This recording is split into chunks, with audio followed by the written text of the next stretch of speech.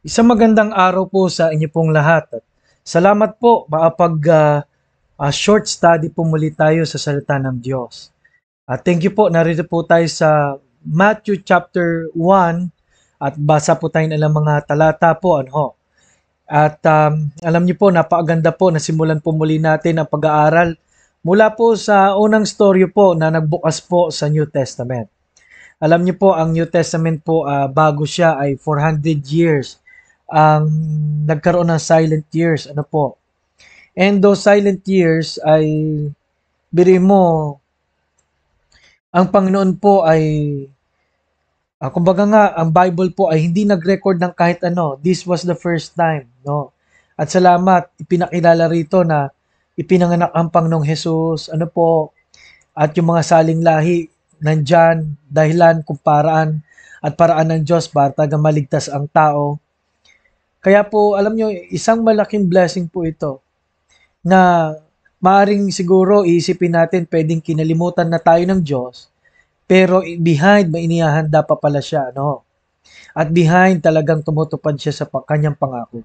Ang lesson po rito, mga minamahal, is ganun po, no? There are times God is testing our faith and uh, ang ating pong trust sa Kanya. During the silent, it means it's not silent. It's God working behind para prepare po ang mga bagay-bagay sa atin. Kaya po, ang sabi sa Matthew chapter 1 verse 1, ito ang aklat ng lahi ni Hesus Kristo na anak ni David, na anak ni Abraham. Naging anak ni Abraham si Isaac, naging anak ni Isaac si Jacob, at naging anak ni Jacob si Juda at mga kapatid nito. Naging anak ni Juda kay Tamar sina Perez at Zerah, naging anak ni Perez si Hezron, at naging anak ni Hezron si Aram. Salamat po at talon po tayo ng konti. Ano po? Kung dala niyo po at nandyan po ang niyo po mga Biblia. Sabi po rito sa verse number 17, sa makatwid ang lahat ng salinlahi mula kay Abraham hanggang kay David ay 14, mula kay David hanggang sa pagkadalang bihag sa Babylonia ay 14. Ano yung part po na yan ay ang part po ng history ng Israel hanggang sa huling bahagi po ng Old Testament. At mula sa pagkadalang bihag sa Babylonia hanggang kay Kristo ay 14 din na salinlahi. Sa 18, ganito ang pagkapanganak kay Hesus Kristo. Nang si Maria na kanyang ina ay nakatakdang ikasal kay Jose, bago sila magsama, si Maria ay natuklasang nagdadalang tao sa pamagitan ng Espiritu Santo. Si Jose na kanyang asawa, palibhasa isang taong matuwid, at ayaw ilagay sa kahihiyan si Maria, ay nagpasya na lamang na kanyang hiwalayan ito ng lihim.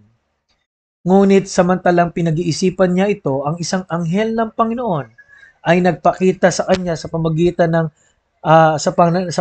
ng panaginip na nagsasabi, Jose, anak ni David, huwag kang matakot na tanggapin si Maria na iyong asawa sapagkat ang ipinaglilihin niya ay mula sa Espiritu Santo. Tingnan ko lang po mga highlights po. Ano po? Itong isa po sa highlights, no? Siya ay manganganak ng isang lalaki at pangalang itatawag mo sa kanya ay Jesus sapagkat ililigtas niya ang kanyang bayan sa kanilang mga kasalanan. Alam niyo po, pwede po nating sabihin na, well, siguro ang Panginoon ay naparito para magtayo ng grupo, reliyon, magpagaling, makilala ng mga tao. Pero ang linaw po rito na narito siya para iligtas tayo sa ating mga kasalanan. Dahil ang kabayaran ng kasalanan ay kamatayan, ngunit ang kaloob na walang bayad ng Diyos kay Kristo Jesus ay buhay na walang hanggan. Nawat tiyak na po natin, lalo ngayon. Ang dami na pong nangyayaring signs of the times na mangyayari sa huling panahon, mga pandemic, gera, pagkatuyo ng Tigris at Euphrates, kailangan tiyak mo ang iyong patutunguhan. Kahit ikaw na nakikinig ay matagal nang nakikinig, kailangan tiyak mo. Ang nagsulat po ng Book of Matthew ay si Matthew at ipinakilala niya si Jesus. Ano po? At makikita natin ang genealogy o yung saling lahi. Number 1 is God's loyalty to man. Maaring nakinig na po kayo sa church sa mensaheng ito pero ito po ay may karagdagan dahil ito hahatiin natin bilang review hanggang sa Sabado. Ito po ang part 1. In keeping His promises. Biruin mo, no? Pinangako po 700 years ago na may darating na tagapagligtas. No, na sa Isaiah 53 sabi ron, ang kamay ng Diyos paano nahayag sa tao sa kanyang pagliligtas sa pamagitan ng kanyang mga latay tayo'y magsisigaling. Ang tao po ay may sugat at mayroong kasalanan na ikamamatay. Pero ang Panginoon po ang ating pong lunas. Kaya po, pag sino mang sumampalataya ay di mapahamak. And this is because of His loyalty to us and faith to Him ay applicable po ito sa atin. Maraming nagsasabi, may faith naman ako kay Jesus.